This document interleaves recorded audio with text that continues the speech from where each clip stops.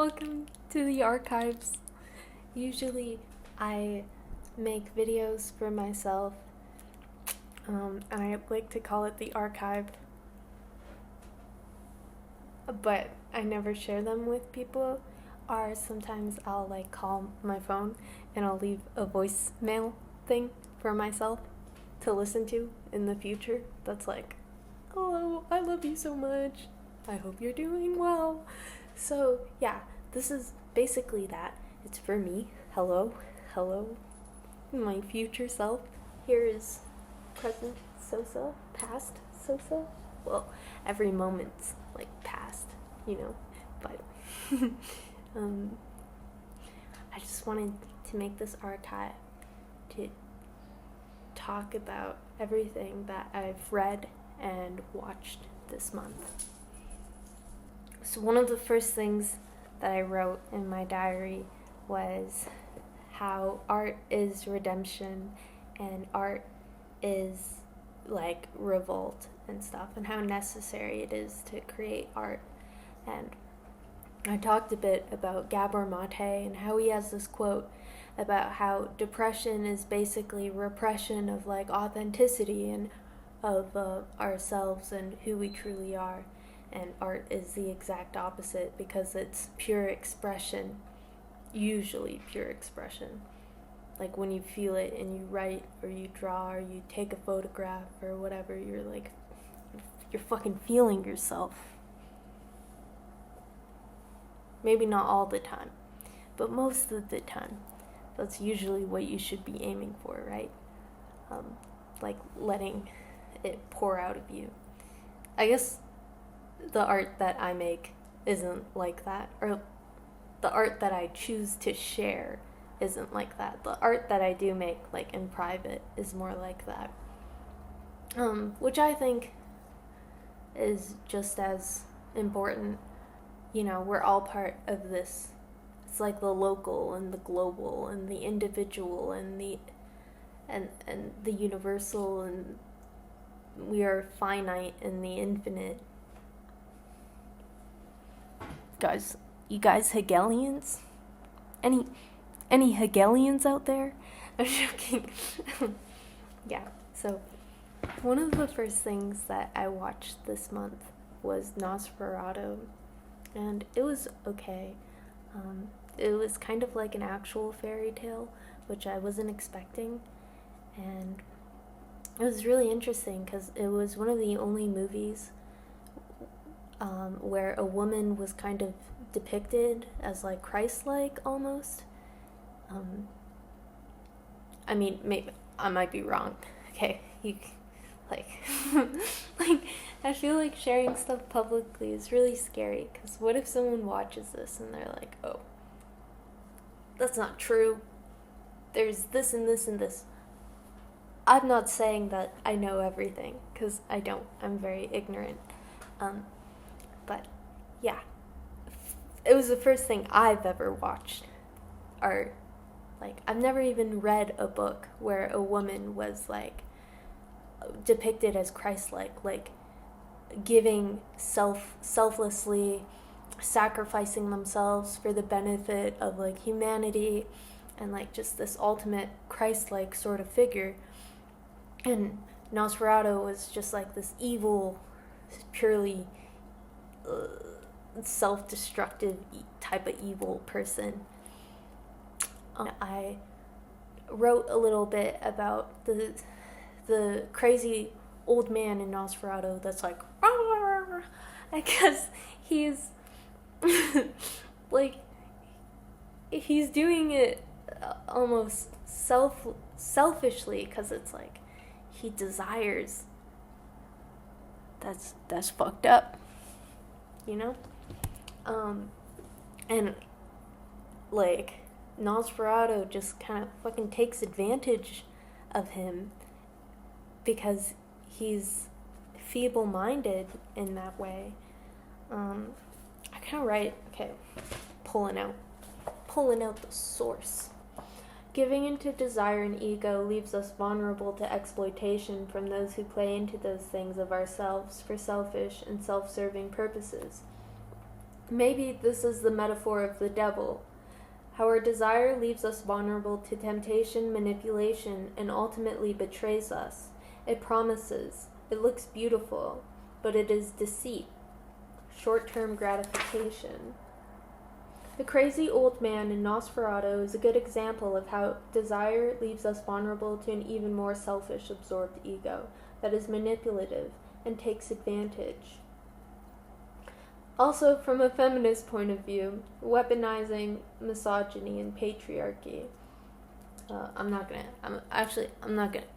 go get into that. It's a discussion not for the archives. It's not for the arc. Listen, future me is probably like, I want to hear it.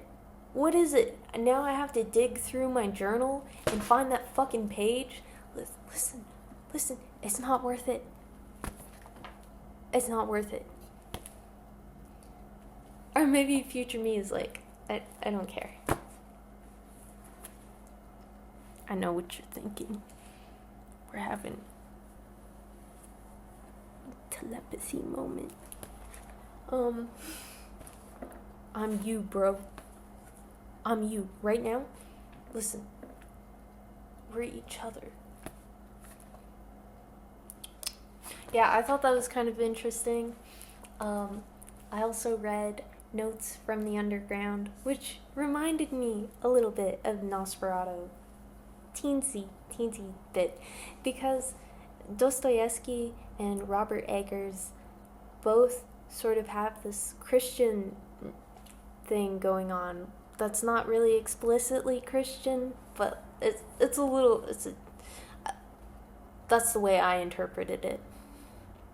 Maybe it has nothing to do with anything, but the way that my mind linked it is how their views on morality as like this complete giving and this like unselfish good is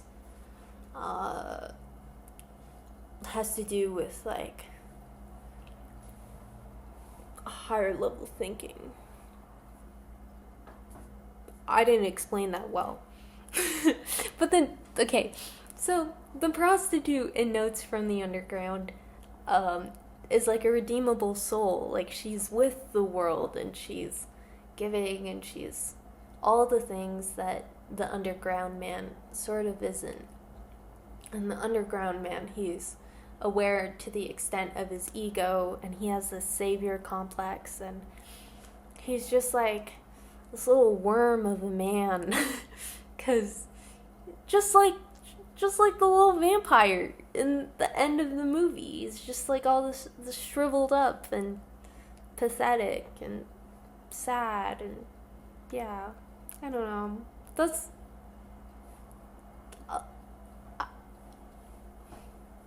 listen, if you know me,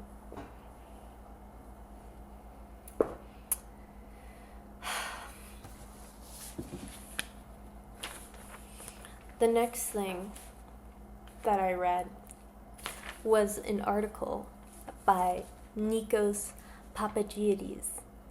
I forget what it was called, but it was basically about art and the cosmopolitan. So he says that there's 3 forms of the cosmopolitan. One of the forms is the moral, the aesthetic, and the social cosmopolitan. And he says that, yapping about this boring ass article I didn't even like reading.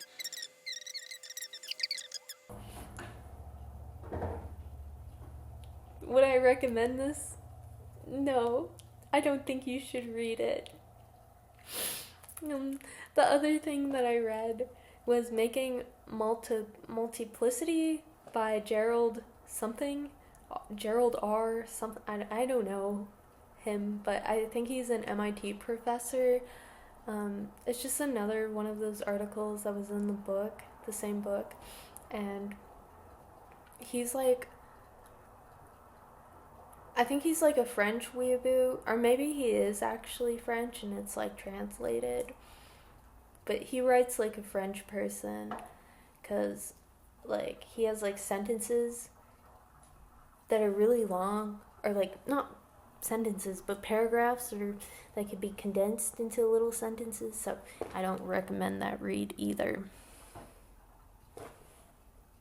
Fucking, I don't read shit I can't understand. What the fuck? You think I waste my time like that? I do. Sometimes. And then I read this really amazing article called Idolatry, Totemism, and Fetishism by this person named like JWF Mitchell, JDP, pee pee poo poo, whatever, but last name is Mitchell, and it was really good. I have some notes. How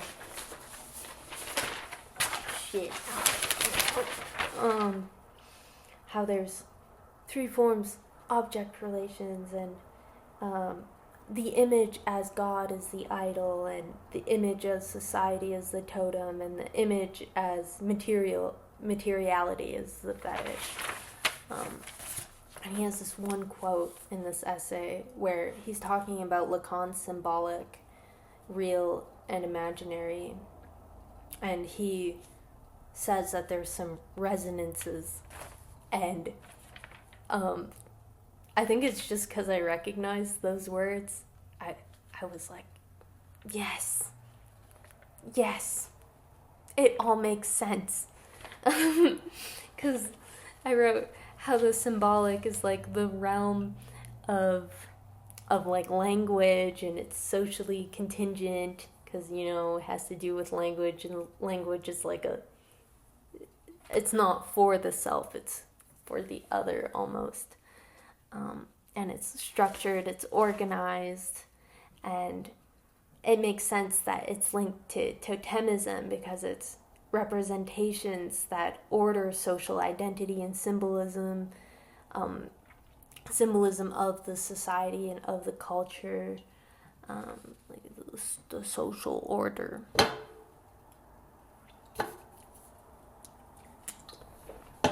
Okay, I know my future self is gonna be watching this. I'm gonna be like, it's too simple. Explaining it too simply. Take your time. I'm flow-rided out, bruh. I'm flow-rided out.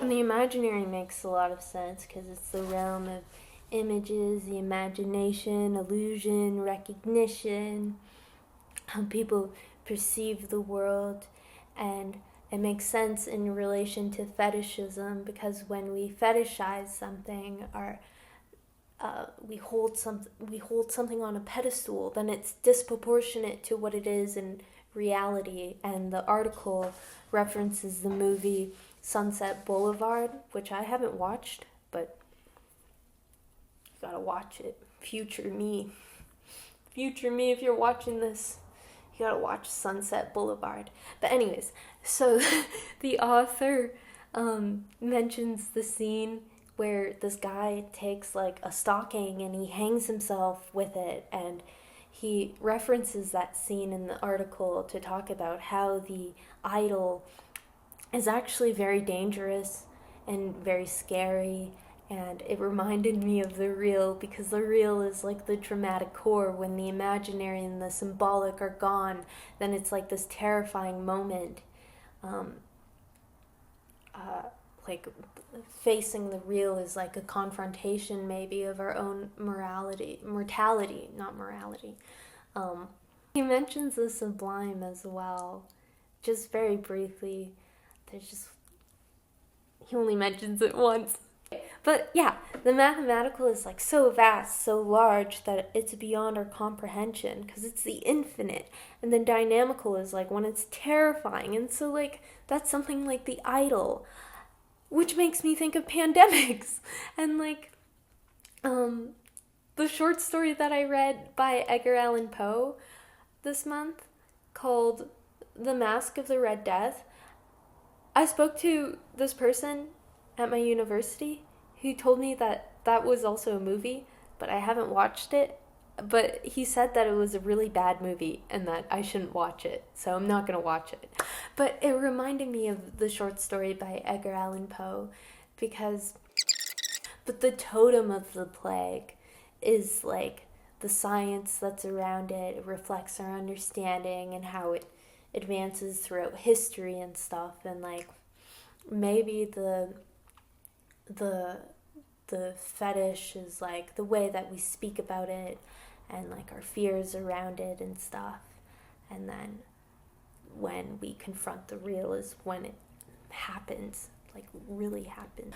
Okay, sorry, my neighbor just walked into their apartment and I don't want people to hear me speaking. And okay. But yeah. Yes. It reminded me of the Mask of the Red Death, cuz in the short story there's like this room that's black and the windows are crimson and there's all this, shit, and the king, his peasants, all his citizens are starving and they're like all dying and shit. Maybe not starving, they're dying for sure, bro. The king has this huge party and all the guests are like, yeah, just having fun and stuff. And then later in the night, the plague shows up, but he's wearing this red mask and these robes, and he comes from like the black room with the crimson windows down the hall, and the king sees him and he's terrified.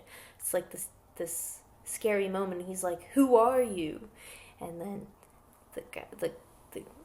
he reveals his true face, the real, stripped of the symbolic and the imaginary now. Listen, I know you're gonna say Lacan wasn't, or Edgar Allan Poe wasn't thinking about this shit. He didn't even know about Lacan. They weren't even alive during the same period. This is just the way that my head connects things. How I learn. This is just me, okay? I know. I'm a little dumb. I'm just trying to. This is for me. You got. I'm speaking to you now, viewer, and not future self. Okay. Don't piss me off.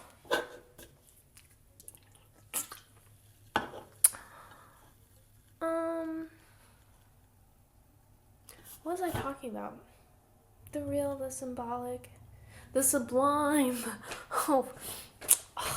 The confrontation with our mortality reminds me of this, like when we have a sublime moment and we experience maybe the real. It reminds me of this quote by Heidegger in the Philosophy of Religion, where he says that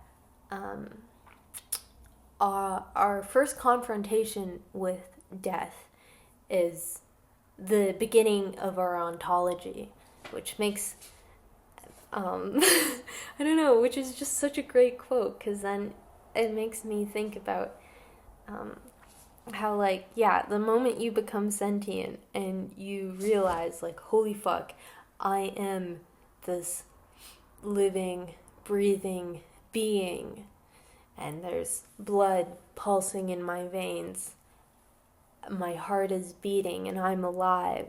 It's like this magnificent moment when we detach ourselves from just like the ego and we are just the pure being and stuff. It's like extraordinary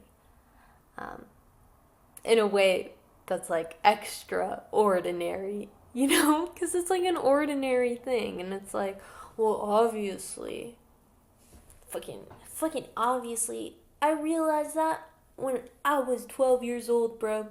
Listen, I'm just saying it's a beautiful thing.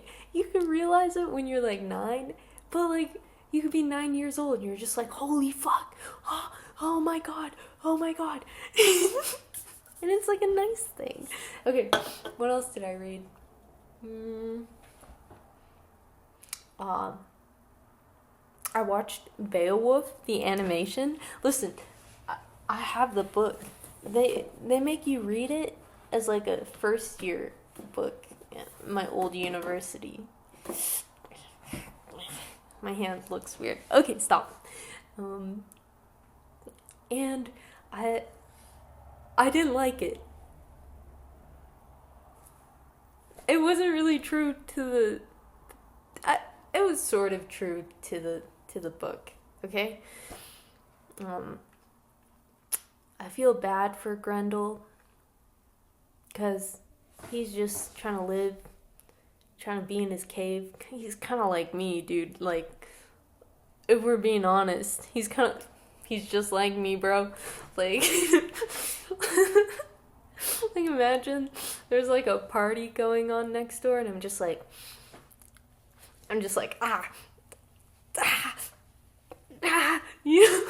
you know, like I can't handle it. I also feel bad for Grendel in a sense where he's not just overstimulated or anything, but like they're going basically into his home and they're having this party, and then Beowulf is like regarded as this hero, and it reminds me a bit about like colonialism and the legacy and like why it's celebrated. Like what? I guess that's off topic, and like people are gonna call me lib now. They're gonna be like, "You're a fucking lib." But yeah. What else? I guess it's kind of irrelevant to even be making that criticism, because in the end Beowulf is cursed, but we still like teach Beowulf in a way that's like, this is a fucking great book. Listen, fuck Grendel sort of thing, instead of like, dude, Grendel is literally us. If you know, you know. Like, if you know what I mean when I say us, you know, like fucking, it's too loud. It's the lights are too bright, sort of thing. I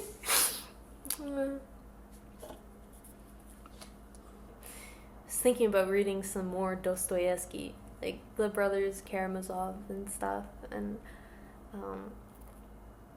yeah. Oh, I have to read just a small article by Nietzsche on the Dionysian and the Apollyon, because, yeah. Okay, this video is too long now, but bye. Okay, message for my future self is that I love you very much, and I hope you're alive. Okay, bye.